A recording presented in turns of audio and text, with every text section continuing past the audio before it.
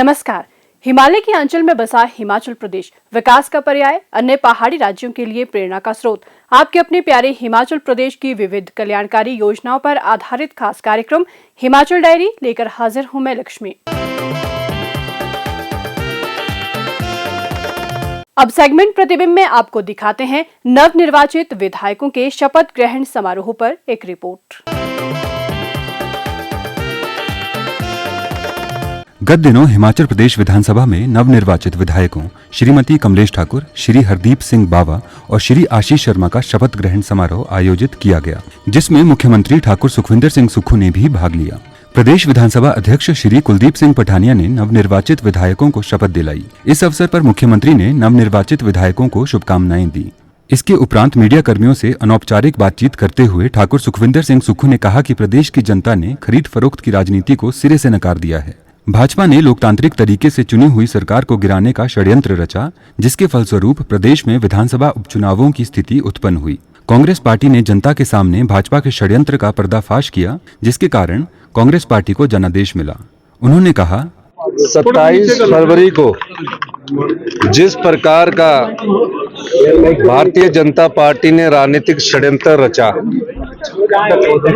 और उसके बाद आम लोगों से संबंधित हमारा बजट प्रस्तुत होना था, और जिस प्रकार ये खरीदो फरोख्त हुई है, उस राजनीति को हिमाचल की जनता ने आईना दिखाया है।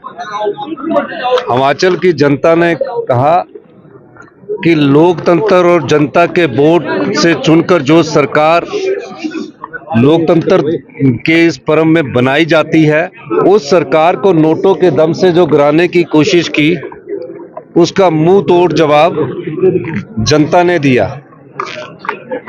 हम 40 विधायक 2022 में चुनकर आए।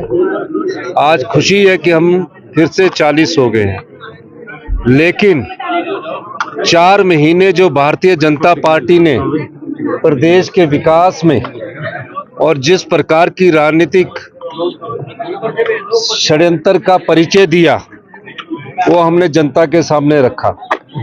अब अगले 3.5 साल हमारा भारतीय जनता पार्टी से अनुरोध रहेगा कि 3.5 साल हमारी सरकार जो आम जनता से जुड़े हुए कार्य कर रही है, उसमें आप हमारा सकारात्मक सहयोग दीजिए। गत दिनों चंडीगढ़ में केंद्रीय मंत्री के साथ मुख्यमंत्री ने उठाए हिमाचल के मुद्दे। आइए देखते हैं सेगमेंट प्रतिबिंब में कुछ झलकियां।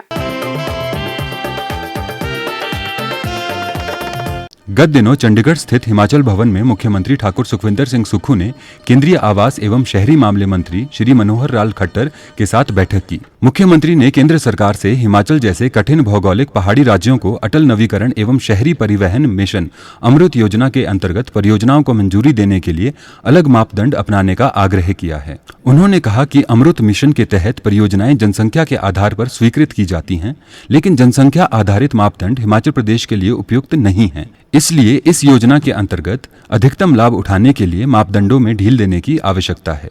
उन्होंने कहा कि 15वें वित्त आयोग की सिफारिशों की भी समय समय पर समीक्षा की जानी चाहिए, क्योंकि परियोजनाओं की लागत समय के साथ बढ़ती रहती है। प्रधानमंत्री आवास योजना के अंतर्गत हिमाचल प्रदेश सर्वश्रेष्ठ प्रदर्शन करने वाले राज्यों में एक है। इसके उपरांत मीडिया कर्मियों से अनौपचारिक बातचीत करते हुए ठाकुर सुखविंदर सिंह सुक्खू ने कहा, निश्चित तौर पर बिजली से संबंधित थे, स्मार्ट सिटी से संबंधित थे, अर्बन डेवलपमेंट के प्रोजेक्ट्स थे, जिन पर पड़ोसी होने के नाते उसका भी हमें थोड़ा फ़ायदा इनसे मिलेगा, उम्मीद करते हैं। और जो हिमाचल के राइट्स है, उसके बारे में मैं इनसे मिला था, चाहे वो शानन प्रोजेक्ट्स है और चाहे वो हमारे SJVNL के साथ धोला से दलूरी सुन्नी प्रोजेक्ट है, सब विषयों पर विस्तृत चर्चा हुई।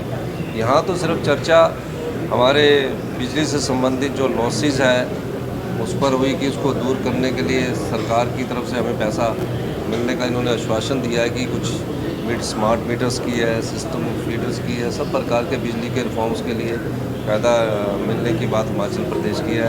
और माननीय मंत्री जी ने कहा है कि 75 साल से हिमाचल प्रदेश में कोई नई सिटी नहीं बनी है, तो जो सिटी की प्रपोजल हमारी गई है उस पर उन्होंने कहा कि गंभीरतापूर्वक हमारी केंद्र की सरकार उस पर विचार करेगी। हाल ही में शिमला में शिक्षा विभाग की समीक्षा बैठक आयोजित की गई। आइए देखते हैं सेगमेंट प्रतिबिंब में एक रिपोर्ट। शिमला में गत दिनों मुख्यमंत्री ठाकुर सुखविंदर सिंह सुक्खू ने शिक्षा विभाग के अधिकारियों के साथ एक बैठक की अध्यक्षता की। इस अवसर पर मुख्यमंत्री ने कहा कि शैक्षणिक संस्थानों में गुणवत्तापूर्ण शिक्षा देने पर विशेष ध्यान देने की जरूरत है। मुख्यमंत्री ने सरकारी स्कूलों में विद्यार्थियों की संख्या कम होने पर गंभीर चिंता व्यक्त की। उन्होंने कहा कि वर्ष 2002-2003 में सरकारी शिक्षण संस्थानों में जहां विद्यार्थियों की संख्या 1,30,466 थी, वहीं वर्ष 2023-2024 में यह संख्या घटकर 49,295 हो गई है। उन्होंने कहा कि प्रदेश में वर्तमान में 89 प्राथमिक विद्यालयों और 10 माध्यमिक विद्यालयों में विद्यार्थियों की संख्या 0 है। उन्होंने कहा कि 701 प्राथमिक विद्यालयों में छात्रों की संख्या मात्र 5 है और इनमें से 287 विद्यालय दूसरे विद्यालय से 2 किलोमीटर के दायरे में स्थित है। इसके अलावा 109 अतिरिक्त विद्यालयों में विद्यार्थियों की संख्या केवल 5 है। मुख्यमंत्री ने कहा कि इन हालातों के मद्देनजर स्कूलों के कामकाज को तर्कसंगत बनाना आवश्यक है। उन्होंने शिक्षा विभाग को निर्देश दिए कि कम संख्या वाले विद्यालयों को विलय करने की संभावनाएं तलाश की जाएं, जिससे विद्यालय को विलय करने के कदम से पर्याप्त स्टाफ भी उपलब्ध होगा और गुणवत्तापूर्ण शिक्षा भी दी जा सकेगी। मुख्यमंत्री ने केंद्रीय बजट को बताया निराशाजनक। आइए देखते हैं सेगमेंट प्रतिबिंब में कुछ अंश। गत दिनों मुख्यमंत्री ठाकुर सुखविंदर सिंह सुक्खू ने संसद में केंद्रीय वित्त मंत्री श्रीमती निर्मला सीतारमण द्वारा प्रस्तुत केंद्रीय बजट 2024 पर निराशा व्यक्त करते हुए इसे असमानतापूर्ण बजट करार दिया। उन्होंने कई प्रमुख क्षेत्रों पर प्रकाश डाला और राज्य की व्यापक जनसंख्या की आवश्यकताओं को पूरा करने के लिए तत्काल संशोधन का आह्वान किया। मुख्यमंत्री ने कहा, जो बजट आया है उसमें जो हमारा आपदा के बाद PDNA होता है, पोस्ट डिजास्टर नीड असेसमेंट, वो हम उम्मीद लगाए रखे थे कि हमें मिलेगा, लेकिन जो हिमाचल के नाम का उल्लेख हुआ है उसके साथ उत्तराखंड के नाम का भी उल्लेख हुआ है और उसके साथ सिक्किम के नाम का भी उल्लेख हुआ है। उनको तो असिस्टेंट वर्ड लिखा है और हमको लिखा है मल्टी लेवल इंफ्रास्ट्रक्चर प्रोग्राम के लिए।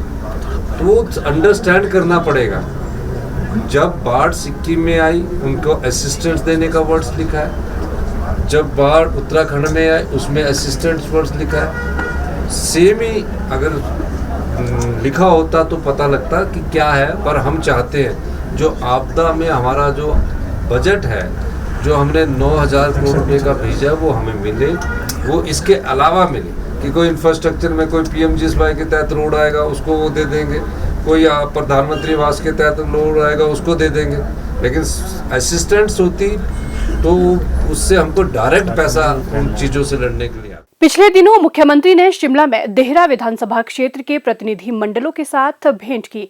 आइए देखते हैं सेगमेंट प्रतिबिंब में एक रिपोर्ट। शिमला में गत दिनों मुख्यमंत्री ठाकुर सुखविंदर सिंह सुक्खू ने कांगड़ा जिला के देहरा विधानसभा क्षेत्र से आए विभिन्न प्रतिनिधि मंडलों से भेंट की।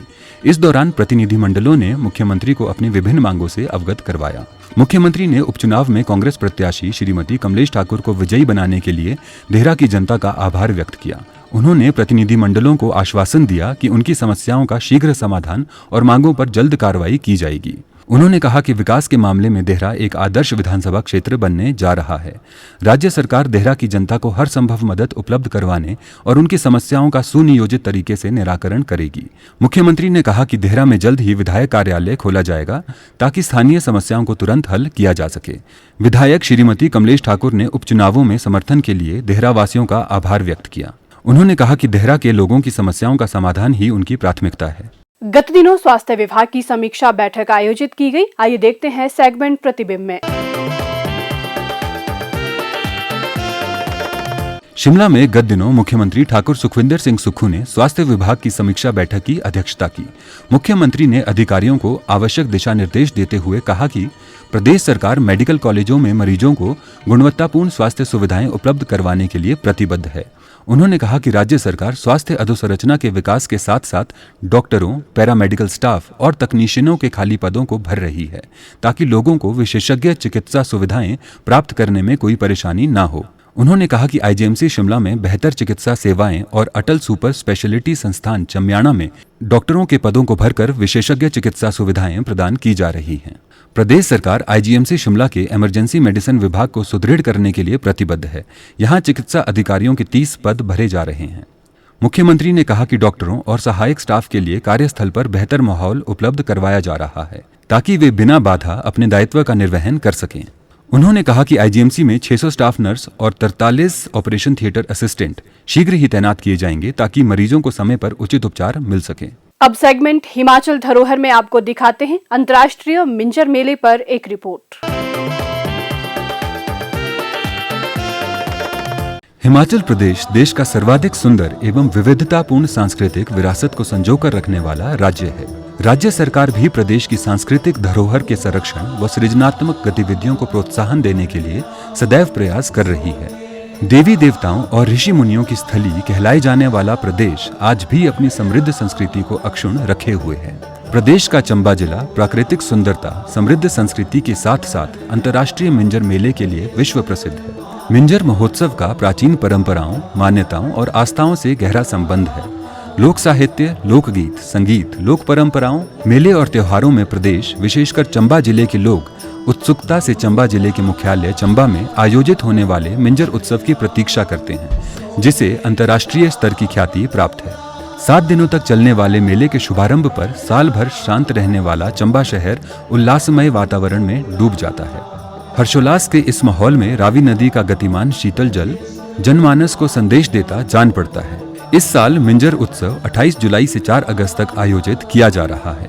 मेले का शुभारंभ मिंजर वितरण के साथ किया जाता है, जो रेशम और टसल से बनाया जाता है।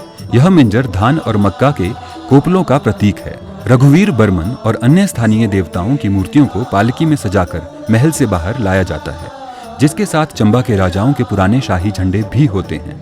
रावी नदी के किनारे शोभा यात्रा के पहुंचते ही मिंजर विसर्जित की जाती है। इस दौरान मंत्रोच्चारण के साथ मिंजर 1 रुपया, नारियल और कुछ ध्रुव को फूलों के साथ नदी में विसर्जित किया जाता है। यह मौसम इंद्र देवता को समर्पित होता है। इस अवसर पर पारंपरिक वाद्य यंत्रों की मधुर ध्वनि पर गूंजते कुंजड़ी और मल्हार गीत आकर्षण का मुख्य केंद्र होते हैं।